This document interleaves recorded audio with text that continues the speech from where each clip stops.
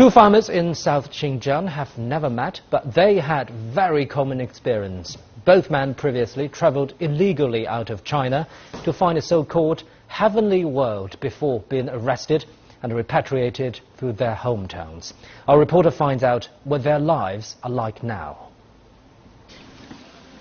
July the 13th, 3 p.m. Mexmut is performing Wudu, the Muslim spiritual hygiene ritual at home. Behind him is his house being renovated. After washing, he goes to the village's mosque to pray. Normal religious activities can be carried out at the mosque. 5 prayers are also fine. The government supports our legal religious activities very much. Fasting is also a personal choice. Aksu is a city of apples. It's now the key period to care for the fruit trees. Back from the mosque, Mexmut comes to work to tend his orchard. This is my orchard, mainly apples and pears. I have done most of the work. Now I only need to fertilize and prop up the branches within a week. Then there are 2 more batches of fertilizing needed until October. My revenue might be 100,000 yuan. 2 years ago, Mexmut was repatriated to his hometown after illegally immigrating. Local police and legal authorities investigated his case, finding that he had been coerced and cheated. They gave him leniency and helped him return to a normal life. Now, thinking about his experiences, Mexmut says he was confused at that time. I was muddled-headed. Religious extremism affected me. They said I could do anything I wanted to do after going out of the border. No one would stop us. It's easy to make money. If you're there, you can make money. So I did it.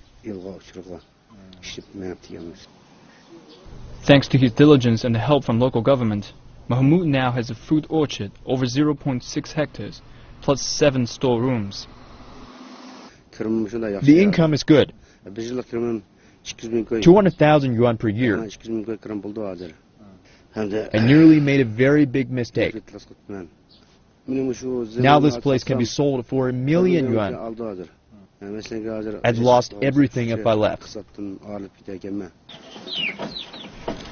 With his new confidence, Mexmut's life is getting better. The local government has helped and encouraged him to rent an orchard that's larger than 3 hectares. But that's only the start of his plans. In 2 months, he and his wife are expecting a baby. Another man, Alim, didn't get rich on his journey, but used up 100,000 yuan in savings. After serving 17 months in an Afghan jail, he was repatriated to China. Azmat Ammar was one of the policemen working on his transfer at Urumqi airport. He was repatriated back in July 2013. He was worried what the villagers would think and say about him.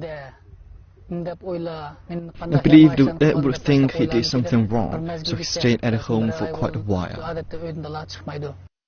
Local authorities gave him leniency based on the nature of his crime, subjective guilty plea, and previous prison sentence. They also helped relocate Alim and his family. To help him fit into his new life, a local policeman has become his guarantor. He just came back from abroad. If I don't guarantee for him, and no one does, then he will be abandoned. If we don't treat him as a normal person, others will do the same. Backed by the police, Alim was able to repurchase his previously sold farmland. The village committee found him a place to live. His child was sent to kindergarten. And very recently, he was given permission to apply for a government-subsidized apartment. After returning to his normal life, Alim wants his experience to be told to as many people as possible. He says he's already found heaven on earth. It is his hometown, where he once again lives.